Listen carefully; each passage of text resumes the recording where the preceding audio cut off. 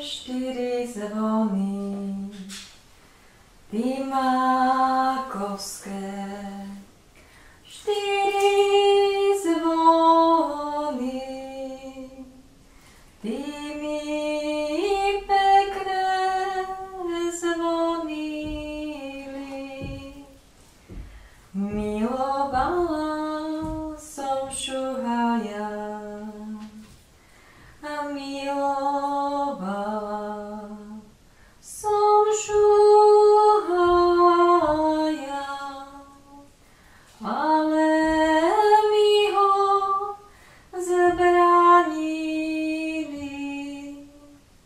Keď zbránili, nech si majú.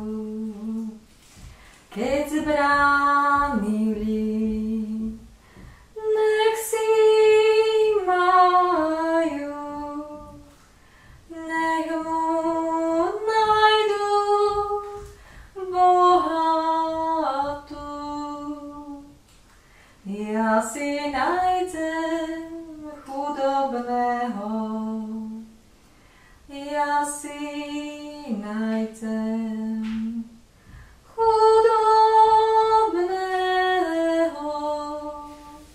jako ja som sirotu.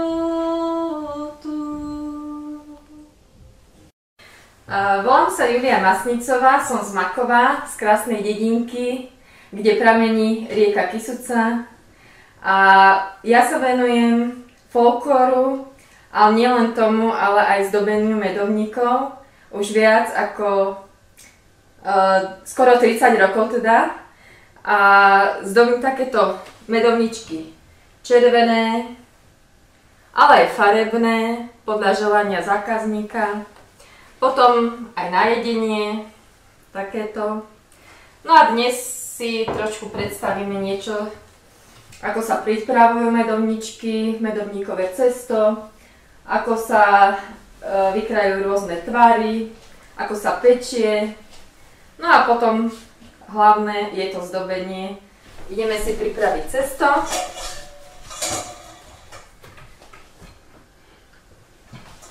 Takže základom je múka, ktorú si preosejeme.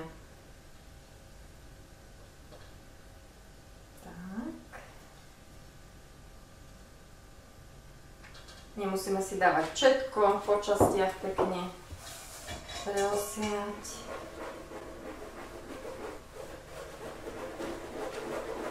Základ je preosiať dobre múku, pretože potom cesto je pekne nadýchané a netvoria sa nám žiadne hrudky v ňom. Potom dávame cukor práškový, jemný.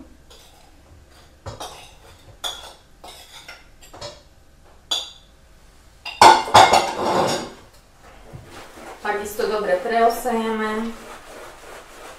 Potom pridáme korenie, ktoré je špeciálne. Ja si ho meliem sama. Je tam škorica, klinček, badian, anis, fenikel. Môže sa pridať muškatový oriešok alebo kardamom. No a nesmieme zabudnúť poslednú sypku ingredienciu, a to je soda bikarbona. Tu tiež preosejeme.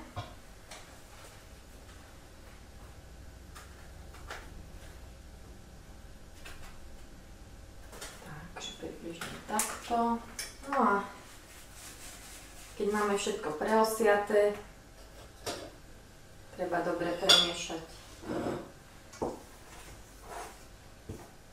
aby sa pekne rozložila aj to korenie, aj tá soda bikarbona, aby nikdy nebolo viac, nikdy menej, takže pravidelne takto pekne premiešame.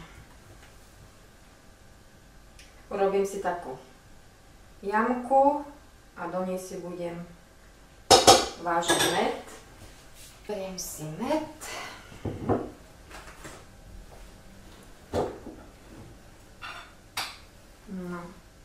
medu dáme.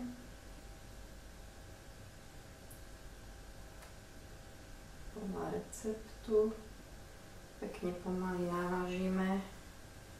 Dávam med horský, aby boli pekne tmavé medovničky a najlepšie domáci med, samozrejme. A nakoniec idú vajíčka.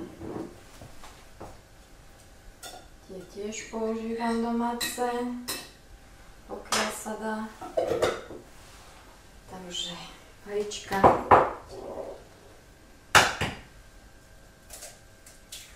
No a základ na cesto máme hotový a môžeme pekne miesiť. Dáme si dolu z váhy. Trošku si tu upraceme a dobre zamiešame najprv ten stred, aby sa nám nelepilo na ruky, lebo cesto je také lepivé. No a spracujeme dobre potom ručne cesto. Takže cesto máme hotové, toto cesto necháme odležať asi 4 dní, aby sa prepojili chute a vône, no a potom s ním môžeme pracovať. Takto oblečená samozrejme doma nerobím medovníky, ale chodím sa prezentovať na rôzne miesta, takže potrebujem trošku vyzerať, aby aj som prezentovala kysuce. Je to taký všeobecný kysucký kroj, trošku prispôsobený mojim medovničkom, keďže robím červené.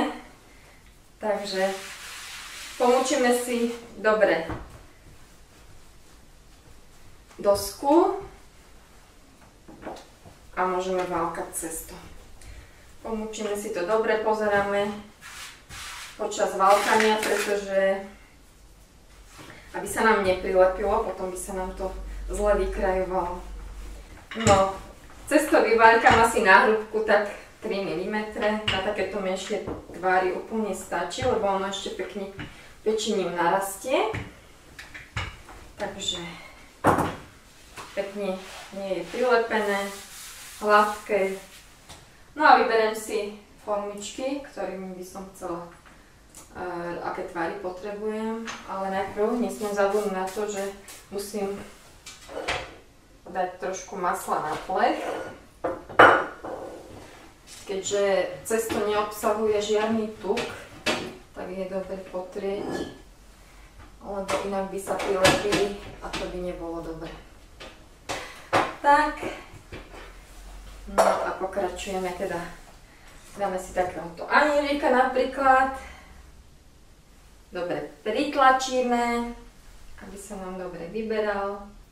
Takto si ho prstíkom dám na ruku a ukladám na plech.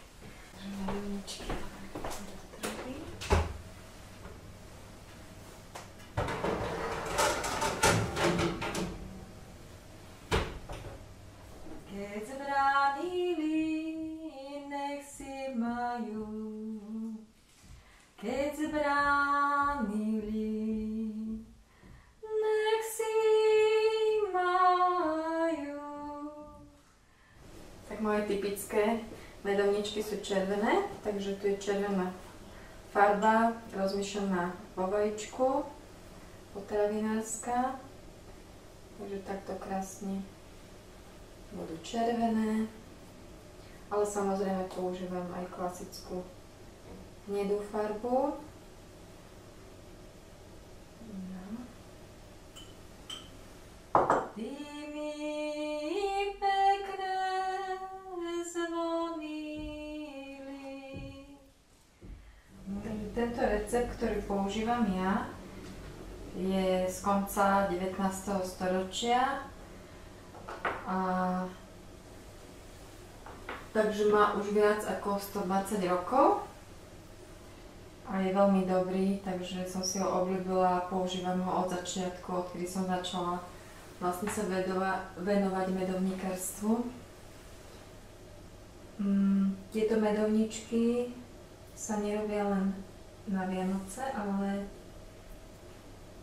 už ich robím aj počas celého roka na rôzne príležitosti, ako napríklad Veľká noc, rôzne oslavy, svadby, krstiny, pre pani učiteľky, na Valentína, takže tých príležitostí počas celého roka je veľmi veľa.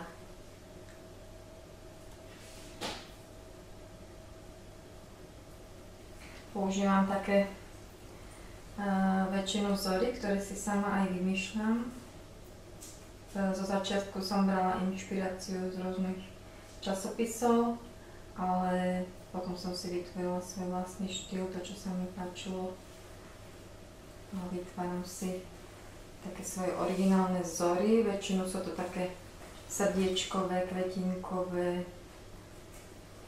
a rôzne iné ornamenty, ktoré ma napadnú, ktoré sa ma sami páčia.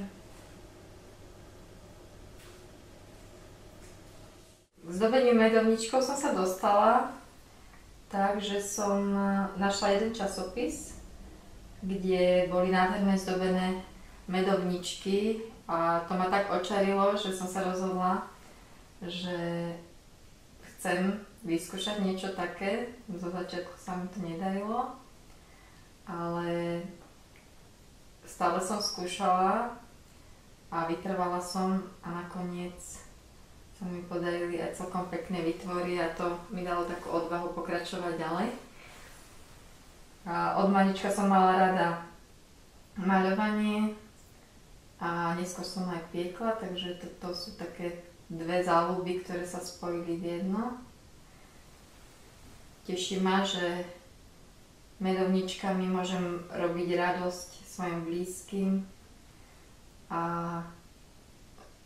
môžem rozdávať také pekné niečo zo seba.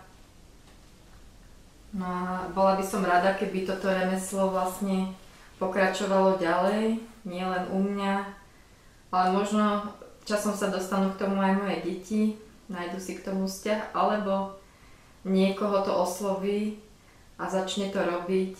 Je to nádherná práca, ktorá človeka naplňa a je to radosť.